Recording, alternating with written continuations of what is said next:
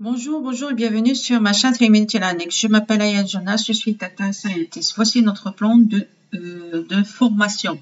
Le tutoriel passé, on a vu l'introduction en Power BI. Qu'est-ce que ça veut dire Power BI? Aujourd'hui, on va faire directement prise en main de Power BI Desktop. Avant tout cela, voici l'interface de Power BI. Il n'est pas vraiment très compliqué. Il est vraiment convivial et tout pour faire des menus pour plusieurs menus. Avant ça, il faut qu'on fasse paramétrer notre Power BI. Pour cela, on va aller sur le fichier, sur Options et paramètres, Options, et là, chargement de données, on va laisser comme ça. Si, par exemple, parce que moi j'ai déjà utilisé Power BI, si c'est votre première utilisation, vous voyez que Time Intelligence, il est coché, vous le décochez pour moi parce que je l'ai déjà utilisé, donc il est décoché. C'est très important, il faut décocher la ligne Time Intelligence. On va y aller aussi sur les paramètres régionaux, chargement de données, pardon. On voit tout est coché, on laisse comme ça. Là maintenant, avant tout ça, il faut paramétrer nos logiciels. Deuxième étape, bien sûr, qu'est-ce qu'on va faire? La deuxième étape la plus importante, c'est comment récupérer les données. Dans ce cas-là, on va y aller obtenir les données. On va travailler pour le moment, on va travailler sur le fichier Excel.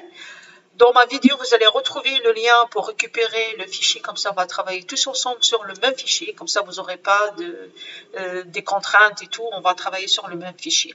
On va y aller classeur. On va aller sur Adventure Works. Open. On laisse le temps qu'il charge. On voit qu'il a chargé. Là, vous voyez que lui, il a traduit en Power BI comme des tables. Alors qu'il s'agit d'une seule liste de Excel. Après, on verra la liste Excel. Nous, ce qui nous intéresse, c'est les tables. Comme vous voyez, c'est comme un fichier Excel. Hein. Par contre, il l'a traduit comme une table. Il y a les colonnes, il y a les lignes, etc. On verra. Et comme on va récupérer tous les tables qui nous intéressent, pour ça, il y a une astuce pour récupérer tous les tables sans qu'on fasse cocher. C'est tout simplement, on coche la première, on appuie sur la touche Shift, on prend tous nos tables, charger toutes les tables. On va dire charger.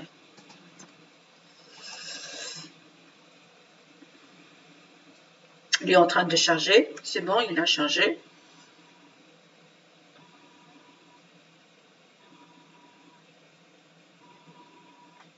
C'est bon, le Power BI, il a récupéré les données, il les a chargées.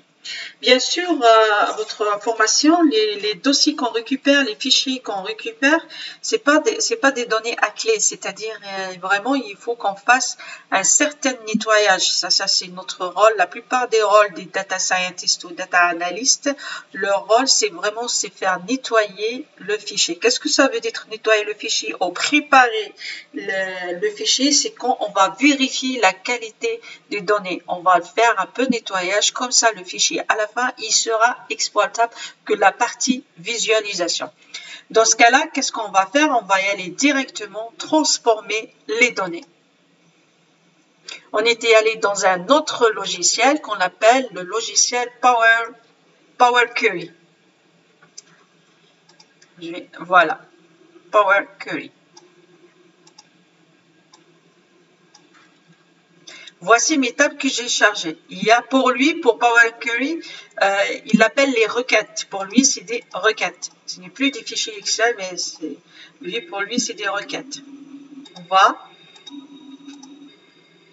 on vérifie, on jette un coup d'œil. C'est le travail de tout data analyst ou un data scientist. Il va vérifier d'abord les fichiers. Il va analyser, c'est quoi ces fichiers-là et tout. Bon, on va dire c'est fini pour aujourd'hui. Je vous donne un autre rendez-vous pour le prochain tutoriel. Tout ce que je demande, c'est que juste abonnez-vous sur ma chaîne. Comme comment je vous ai expliqué que le fichier, vous le retrouvez sur le lien. Comme ça, on va travailler sur le même fichier. Donc, je vous demande de prendre soin de vous et à très bientôt. Ciao, ciao.